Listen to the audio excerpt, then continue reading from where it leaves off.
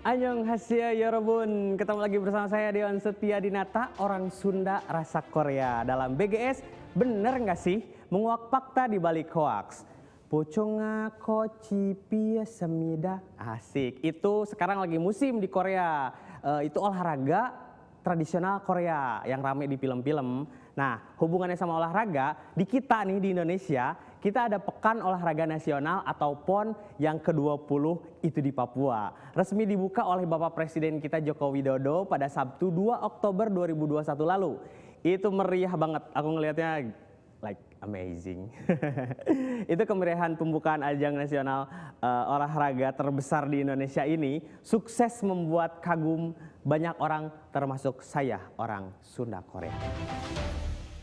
Namun di balik gegap gempita pembukaan dan penyelenggaraan PON ke-20 ini tersiar sebuah kabar bohong dan tidak tanggung-tanggung. Hoaxnya menyasar nomor 1 di Indonesia. Orang nomor 1 di Indonesia siapa? Iya benar, Bapak kita Bapak Presiden Joko Widodo. Si pengunggah video menarasikan jika COVID-19 di Indonesia ini telah tiada dan aturan prokes sudah tidak berlaku lagi. Wawanianannya eta jelema ditakul gerak ke urang.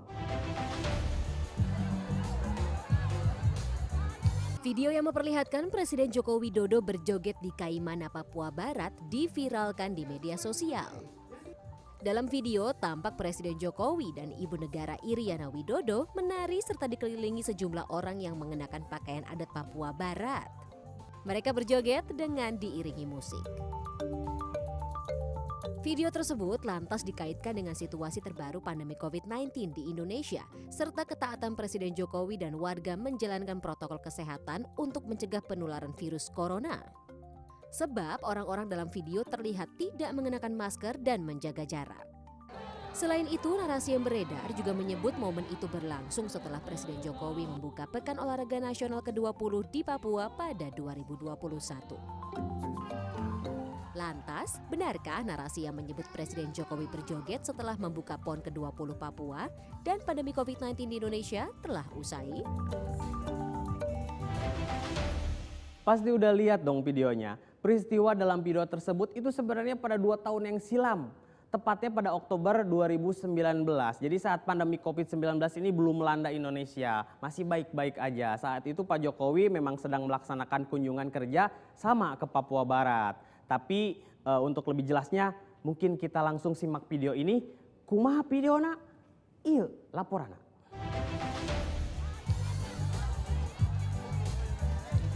Video lawas yang mengabadikan Presiden Joko Widodo berjoget dengan warga dan tanpa memakai masker di Kaimana, Papua Barat menjadi viral di media sosial. Video tersebut lantas dikaitkan dengan telah berakhirnya pandemi COVID-19 di Indonesia dan tidak berlakunya lagi aturan protokol kesehatan untuk mencegah penularan COVID-19. Menurut Kepala Bidang Humas Polda Papua Barat, Kombes Adam Erwindi, video viral Presiden Jokowi joget tanpa masker itu diambil pada 27 dan 28 Oktober 2019 silam atau sebelum pandemi COVID-19 melanda Indonesia. Saat itu, Presiden bersama Ibu Negara datang ke Kaimana, Papua Barat dalam agenda kunjungan kerja sekaligus menikmati senja di Kaimana. Memang video itu terjadi di Kaimana pada tanggal 27 dan 28 Oktober 2019. Pada saat itu sedang ada kegiatan kunjungan kerja Bapak Presiden beserta Ibu Negara ke Kabupaten Kaimana. Dan pada saat itu masih belum masa pandemi COVID-19. Kombes Adam Erwindi menambahkan video yang menarasikan Presiden Jokowi berjoget di Kaimana setelah membuka PON ke-20 di Papua tidak benar alias konten hoax. Faktanya Kaimana berada di Provinsi Papua Barat, sementara PON ke-20 hanya digelar di Provinsi Papua. Yang ada di bawah silakan menari bergoyang bersama. Jadi udah jelas dan clear ya kalau pernyataan bahwa COVID-19 itu udah nggak ada di Indonesia sama aturan prokes COVID-19 nggak berlaku itu semuanya hoax. Faktanya Kabupaten Kaimana itu bukan berada di Papua melainkan di Papua Barat. Selain itu PON ke-20 itu hanya digelar di Provinsi Papua yakni di kota dan Kabupaten Jayapura, Mimika dan Kabupaten Merauke. Kadang kita lagi senang-senangnya lihat Pekan Olahraga Nasional suka ada aja yang kayak gini ya. Pika sabelen, sok kehul, sok greget da abige samira. Akhir-akhir ini kelapa hijau itu mendadak jadi buruan warga. Bukan cuma langka, harga kelapa hijau yang biasanya dijual Rp15.000 ini bisa melonjak sampai Rp45.000 per butir. Teman-teman tahu penyebabnya apa? Karena di dalamnya pas dibuka ada fotonya anggota BTS. Itu enggak, ternyata itu diduga ada anggapan keliru terkait manfaat air kelapa untuk penanganan COVID-19. Mulai dari campuran air kelapa muda dan jeruk nipis, serta garam yang disebut-sebut bisa membasmi virus corona. Dan yang teranyar, ini air kelapa diklaim bisa menetralkan vaksin COVID-19. Langsung aja kita simak informasinya, benar atau hoax. Pemerintah terus menggenjot program vaksinasi COVID-19 untuk menekan risiko penyebaran virus corona. Tingginya tingkat vaksinasi ini juga dibarengi munculnya beragam kepercayaan di tengah masyarakat tentang vaksin COVID-19. Salah satunya, baru-baru ini di media sosial dan aplikasi pesan instan, beredar viral ajakan meminum air kelapa setelah disuntik vaksin COVID-19. Ajakan mengkonsumsi air kelapa ini dimaksudkan untuk menetralkan vaksin COVID-19 yang dianggap sebagai racun oleh kalangan anti vaksinasi COVID-19. Air kelapa dianggap cocok dikonsumsi oleh orang yang khawatir akan efeknya. Air kelapa memang telah turun-temurun dipercaya warga sebagai penetral racun yang masuk ke dalam tubuh. Lantas, adakah hubungan antara air kelapa dengan vaksin virus corona? Memang benar sih, air kelapa itu telah turun-temurun dipercaya sebagai penetralisir racun yang masuk ke dalam tubuh. Bukan ke hati ya. Tapi kan ini vaksin bukan racun. Vaksin ini disuntikan ke otot lengan sedangkan air kelapa ini diminum. Terus masuk ke lambung dan apa coba? Dan apa hubungannya? Daripada penasaran langsung aja kita cekidot video yang satu ini. Rasanya yang segar membuat air kelapa bisa dikonsumsi kapan saja oleh berbagai usia, mulai dari anak kecil hingga dewasa.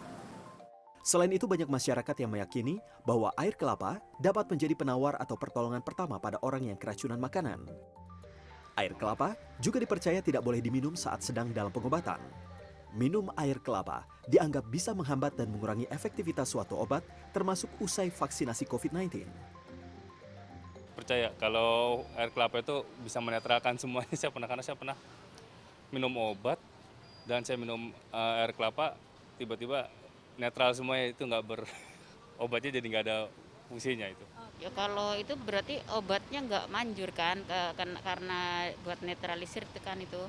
Saya nggak minum apa-apa, minum air putih aja.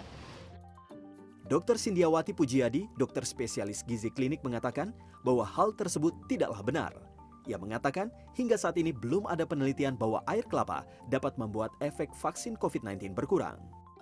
Ya, menurut saya dan dari berbagai saya searching di jurnal itu tidak ada yang menyatakan bahwa air kelapa akan membuat efek vaksinnya berkurang atau seperti apa. Jadi tentu saja tidak apa-apa kalau mau mengkonsumsi air kelapa. Di air kelapa itu mengandung mineral, ya salah satunya ada magnesium di situ, dan magnesium memang dibutuhkan untuk mendukung sistem pertahanan tubuh kita selain vitamin C yang mungkin sedikit ada di air kelapa tersebut. Dr. Sindiawati menambahkan, antara vaksin dan air kelapa tidak akan berhubungan. Hal ini dikarenakan vaksin disuntikan sehingga masuk ke otot lengan, sedangkan air kelapa akan masuk ke saluran pencernaan.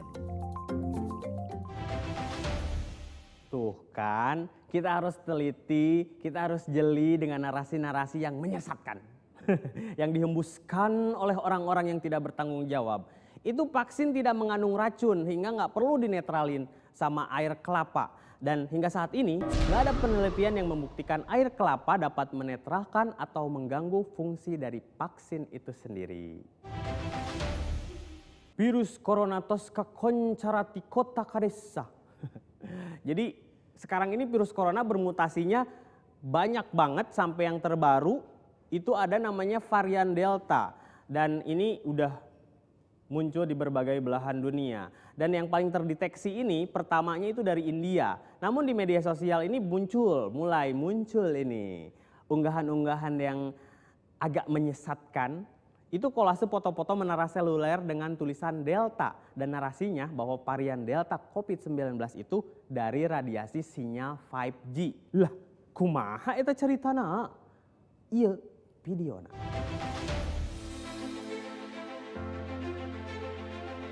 Jaringan 5G merupakan generasi terbaru dari pengembangan jaringan telekomunikasi nirkabel GSM di dunia setelah 4G, 3G, 2G, dan 1G.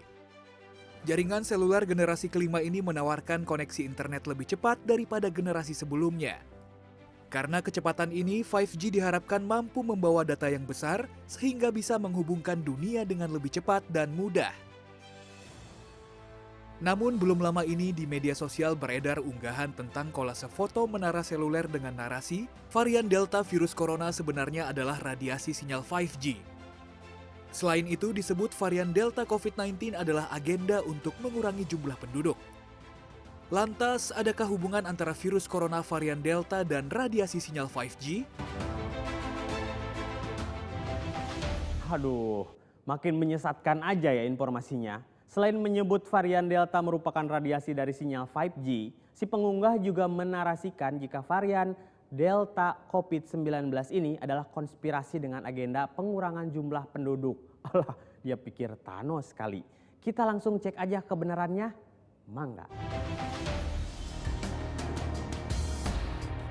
Di media sosial, baik di Indonesia dan luar negeri, beredar informasi berisi kolase foto-foto yang mengatakan varian Delta disebabkan oleh radiasi sinyal 5G dan varian Delta merupakan agenda pengurangan populasi penduduk.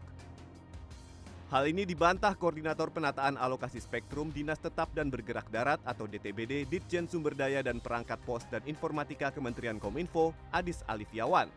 Ia mengatakan radiasi yang dipancarkan oleh sinyal 5G pada prinsipnya aman karena karakteristik teknisnya menggunakan frekuensi yang jauh lebih rendah daripada frekuensi yang memiliki dampak pada tubuh manusia. Gelombang elektromagnetik yang memiliki pengaruh pada kesehatan tubuh manusia dimulai dari frekuensi 790.000 GHz. Sementara, sinyal 5G memiliki frekuensi sesuai konsensus hanya 71 GHz. Jadi kalau kita perbandingkan antara 71 GHz dengan 790.000 GHz itu adalah sesuatu yang memang masih sangat jauh. Secara teknis demikian, jadi gelombang atau sinyal 5G itu adalah gelombang elektromagnetik yang relatif aman. Karena frekuensinya berada jauh di bawah frekuensi yang bisa menimbulkan dampak pada ion tubuh. Alifiawan menambahkan, sebenarnya informasi hoaks yang mengaitkan sinyal 5G berdampak pada COVID-19 bukan hal yang baru. Beberapa negara di Eropa dan Amerika juga mengalami hal serupa sehingga menjadi fenomena dan menimbulkan teori konspirasi. Hal ini diyakini karena psikologi masyarakat dalam kondisi serba ketidakpastian sehingga muncul paranoid. Ketika ada teknologi dan inovasi baru terkait pandemi menyebabkan banyak orang mudah terpengaruh dengan informasi-informasi yang salah. 5G itu sebetulnya itu adalah sebuah enabler menuju inovasi yang lebih banyak. Jadi kalau Indonesia mau lebih kompetitif dengan negara lain, Indonesia ingin lebih maju lagi ekonomi digitalnya, maka 5G akan menjadi enabler yang luar biasa. Menurut ahli telekomunikasi Universitas Indonesia Heru Sutadi, gelombang frekuensi radio dari sinyal 5G menurut penelitian memiliki nilai ambang batas jauh dari kategori berbahaya untuk kesehatan manusia, yaitu 100 hingga 1000 kali di bawah radiasi sinar ultraviolet, gamma, dan X-ray.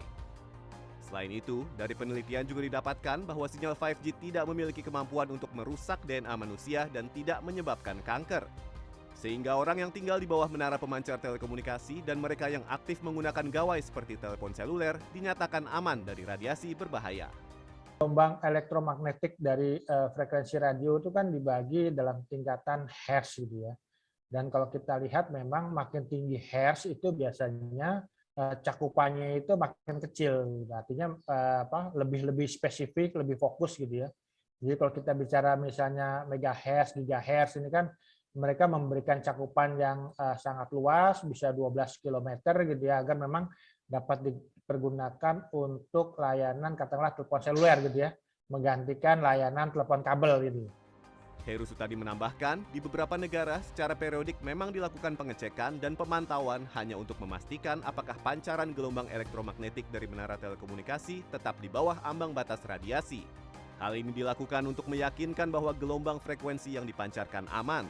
Sutadi juga mengatakan sejauh ini belum ada penelitian baik di Indonesia dan di luar negeri bila radiasi sinyal 5G dapat menyebabkan penyakit. Aigo, terjawab sudah ya sekarang varian Delta COVID-19 yang diklaim merupakan radiasi dari sinyal 5G ini tentu merupakan bukan kabar yang menggelikan. Nama Delta dalam foto tower tersebut merupakan identitas Delta Group atau Delta Power Solution, sebuah bisnis infrastruktur Taiwan yang didirikan pada 1971. Jadi sama sekali nggak ada kaitannya dengan COVID-19. Semoga rangkaian informasi-informasi yang saya sampaikan ini bisa membuat teman-teman semua bisa memilah dan memilih mana informasi yang benar dan mana yang hoax. Saya mengingatkan sekali lagi, saring sebelum sharing. Semua informasi yang akan dibagikan di teman-teman atau di grup WA dimanapun Anda berada. Saya Dion Setiadinata, sampai jumpa di episode Benar Enggak Sih Menguak Fakta di Balik Hoax lainnya. Kamsahamnida.